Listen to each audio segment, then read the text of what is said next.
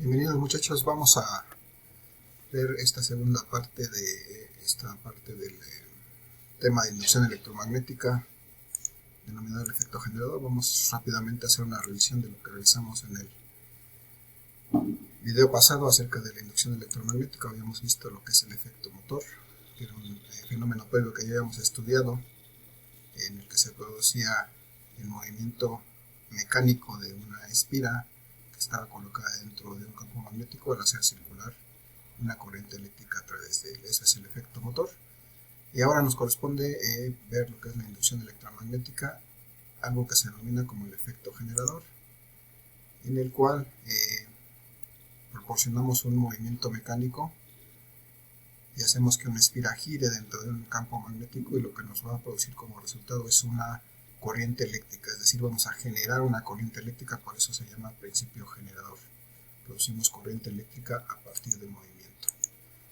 Veíamos que esa inducción electromagnética se podría producir de dos maneras, ya sea moviendo el campo con respecto al conductor, es decir, haciendo variar el campo magnético que atraviesa el conductor, o la otra manera pues era variando la corriente eléctrica, es decir, variando esa variación de la corriente eléctrica produciría una variación del campo magnético que me generaría una fuerza electromotriz en otra bobina, y de esta manera estaría yo induciendo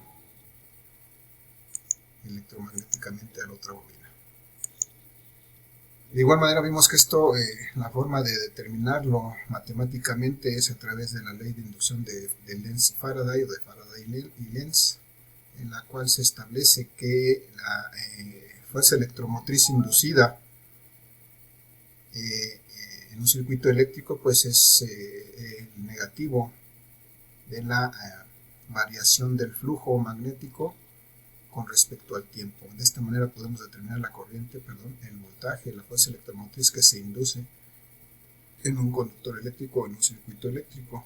Esta ley de Lenz le proporciona a esta ecuación el signo negativo, debido a que esta ley de Lenz establece que la corriente inducida en un circuito eléctrico aparece en un sentido que se opone a la causa que la produce. Es de ahí el signo negativo. Y entonces en este video vamos a hacer un primer ejercicio de ejemplo para ver la aplicación de esta ley de Faraday y Lenz en la resolución de un problema como este. Tenemos un imán de herradura con sus polos norte y sur. Desde luego este imán de herradura pues tendrá un campo magnético establecido similar a este. Bueno, sus líneas serán más rectas, mejor hechas, pero es simplemente una representación. Entonces hay un campo magnético que, si nos damos cuenta, está establecido entre estos polos del imán, pero a medida que se va alejando hay una mayor distancia entre los polos del imán, pues este campo se empieza a hacer más pequeño. Es decir, no es un campo fijo, es un campo variable a medida que nos encontremos en algún punto dentro de ese campo. Y entonces, si nosotros podemos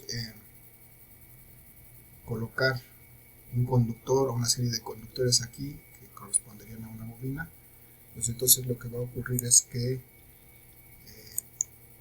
vamos a tener que esta bobina está determinada, está sujeta a una cierta inducción magnética, es decir, a un cierto campo magnético. Vamos a suponer en este caso que el campo magnético en esta región sea de, por ejemplo, 2 por 10 a la menos 4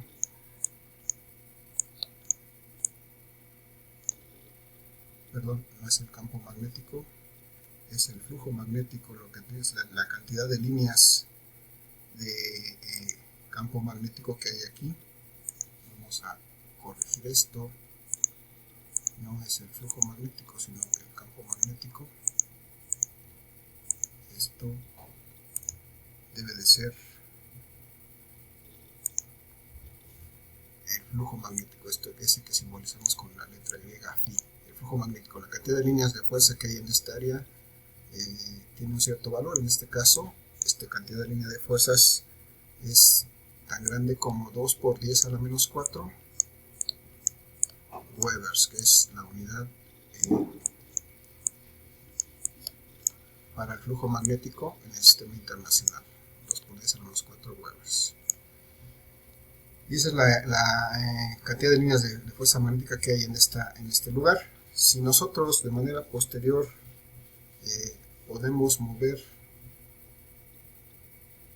esta bobina o este conductor y acercarlo, ponerlo en otra posición en la que el campo magnético sea diferente. De hecho, vamos a suponer que en este punto el campo magnético tiene otro valor. Por ejemplo, perdón, no es el campo magnético, otra vez me equivoqué, es el flujo magnético lo que vamos a evaluar aquí. Entonces, si el flujo magnético que hay en este punto, ese flujo phi, es diferente a lo que hay en el punto anterior, y en este caso este flujo es de una cantidad de 5 por 10 a la menos 4 Webers, entonces estamos viendo que de hecho hay una mayor cantidad de flujo magnético en esta área, y bueno, lo podemos ver porque efectivamente aquí hay mayor cantidad de líneas de campo magnético. De alguna manera, entonces, si nosotros pudimos desplazar esta bobina una cierta distancia, ¿sí? Y para eso, bueno, pues tuvo que transcurrir un cierto tiempo. Vamos a suponer que el tiempo que empleamos para mover esta bobina de esta posición a esta posición, un tiempo muy pequeño, tanto como 4 por 10 a la menos 2 segundos, es decir, 0.04 segundos.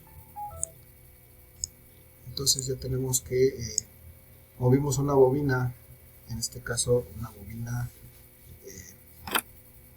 vamos a suponer, el primer caso vamos a suponer que fuera solamente una espira, que la movimos de esta posición donde el flujo era de 2 por 10 a la menos 4 Webers, y en un tiempo de 4 por 10 a la menos 2 segundos la pusimos en esta posición, en donde hay ahora 5 por 10 a la menos 4 Webers, y nos interesa determinar cuál es la fuerza electromotriz que se induce o que aparece en los bordes, en las terminales de esta bobina, esta fuerza electromotriz que simbolizamos con la letra epsilon y que aparece en los terminales de esta bobina.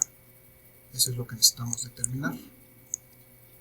Y de acuerdo con la ley de Lenz y Faraday, vamos a recordar que me dice que la fuerza electromotriz inducida es igual a el negativo, por lo que nos dice la ley de Lenz, de la variación, en este caso la derivada del flujo con respecto al tiempo. Entonces, eso me dice la ley de Lenz y de Faraday. De esa manera puedo determinar la fuerza electromotriz inducida, pero sabemos, bueno, vamos a ajustar esta ecuación con algo más conocido para no usar cálculo diferencial. Como esto se da en un tiempo que no es infinitesimal, que es un tiempo que se puede medir, es un tiempo relativamente grande, entonces esta ecuación se puede transformar de esta manera: el negativo de la variación del flujo que representamos con esta letra delta, la variación del flujo con respecto a la variación del tiempo. Y eso es algo que nosotros ya hemos manejado, ya conocemos. Sabemos que siempre una variación pues es la diferencia de dos valores, un valor final y un valor final. Entonces un valor final menos un valor inicial. Entonces podemos traducir esta ecuación como el negativo de el flujo final menos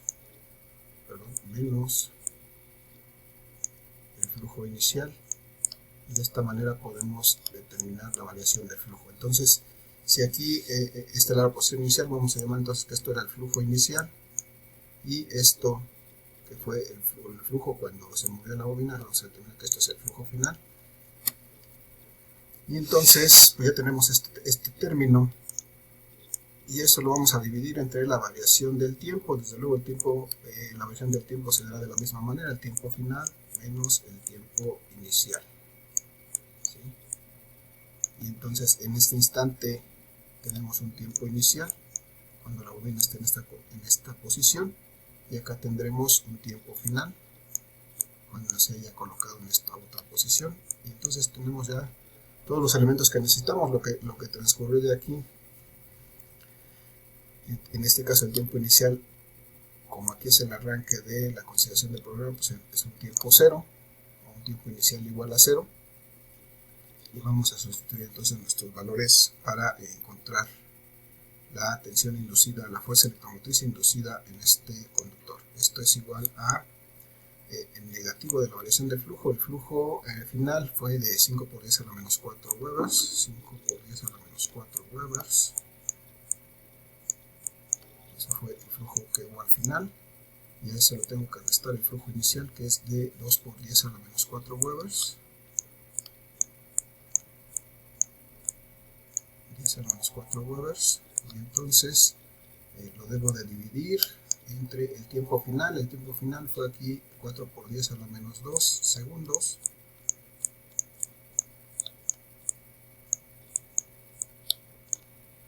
menos 0 segundos, que fue el tiempo de inicio, y entonces tenemos ya la variación del tiempo. Y entonces esto es igual, 5 menos 2, nos van a quedar 3 por 10 a la menos 4 a la menos 4 Webers,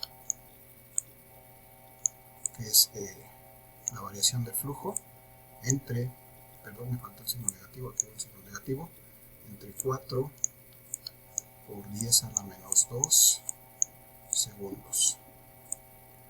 Y entonces esto me da 3 entre 4, me da 0.75